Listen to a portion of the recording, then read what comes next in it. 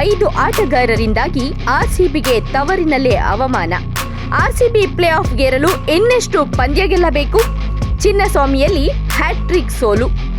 ಬೆಂಗಳೂರಿನ ಚಿನ್ನಸ್ವಾಮಿ ಮೈದಾನದಲ್ಲಿ ನಿನ್ನೆ ನಡೆದ ಪಂದ್ಯದಲ್ಲಿ ಆರ್ಸಿಬಿ ಮತ್ತೊಂದು ಮುಖಭಂಗ ಎದುರಿಸಿದೆ.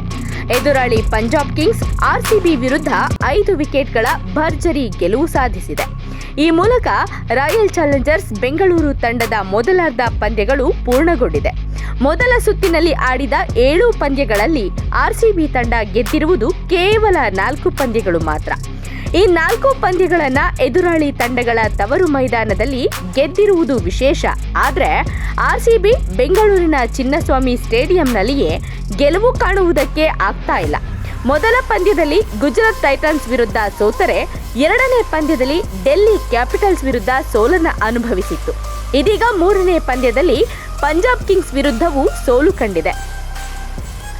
ಈ 3 ಸೋಲುಗಳೊಂದಿಗೆ ಮೊದಲಾರ್ಧ ಪೂರ್ಣಗೊಳಿಸಿರುವ ಆರ್ಸಿಬಿ ಇದೀಗ ದ್ವಿತೀಯಾರ್ಧದ ಪಂದ್ಯಕ್ಕಾಗಿ ಸಜ್ಜಾಗ್ತಾ ಇದೆ.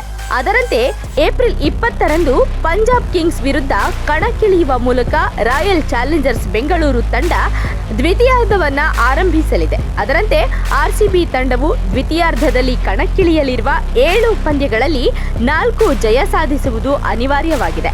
ಯಾಕಂದ್ರೆ ಪ್ಲೇ ಆಫ್ನಲ್ಲಿ ತನ್ನ ಸ್ಥಾನ ಖಚಿತಪಡಿಸಿಕೊಳ್ಳಲು 16 ಅಂಕಗಳ ಅವಶ್ಯಕತೆ ಇದೆ. ಸದ್ಯ 4 ಗೆಲುವುಗಳೊಂದಿಗೆ 8 ಅಂಕಗಳನ್ನು ಪಡೆದಿರುವ ಆರ್ಸಿಬಿ ತಂಡವು ಮುಂದಿನ 7 ಪಂದ್ಯಗಳಲ್ಲಿ 4ರಲ್ಲಿ ಜಯ ಸಾಧಿಸಿದ್ರೆ ಪ್ಲೇ ಆಫ್ಗೇರುವುದು ಖಚಿತವಾಗಲಿದೆ. ವಿಶೇಷ ಅಂದ್ರೆ ಆರ್ಸಿಬಿ ತಂಡದ ಮುಂದಿನ 7 ಪಂದ್ಯಗಳಲ್ಲಿ 4 ಮ್ಯಾಚ್ಗಳನ್ನು ಬೆಂಗಳೂರಿನ ಚಿನ್ನಸ್ವಾಮಿ ಸ್ಟೇಡಿಯಂನಲ್ಲಿ ಆಡಬೇಕಿದೆ. ಹೀಗಾಗಿ ಆರ್ಸಿಬಿ ಪಾಲಿಗೆ ತವರು ಮೈದಾನದ ಪಂದ್ಯಗಳು ತುಂಬಾ ಮಹತ್ವದ್ದಾಗಿದೆ.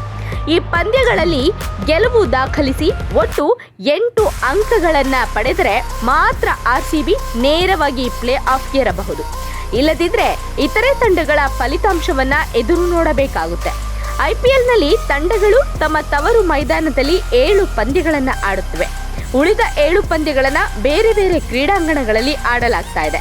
ತವರಿನಲ್ಲಿ ಉತ್ತಮ ಪ್ರದರ್ಶನ ನೀಡುವುದರಿಂದ ಪ್ಲೇ ಆಫ್ಗೆ ಹೋಗುವ ಹಾದಿ ಸುಲಭವಾಗುತ್ತದೆ. ಆದರೆ ಆರ್ಸಿಬಿ ತವರಿನಲ್ಲೇ 1 ಗೆಲುವಿಗೂ ಕಷ್ಟಪಡ್ತಾ ಇದೆ. ಇಲ್ಲಿಯವರೆಗೂ ಆರ್ಸಿಬಿ ತನ್ನ ತವರು ಮೈದಾನ ಚಿನ್ನಸ್ವಾಮಿ ಕ್ರೀಡಾಂಗಣದಲ್ಲಿ 46 ಸೋಲುಗಳನ್ನು ಅನುಭವಿಸಿದೆ.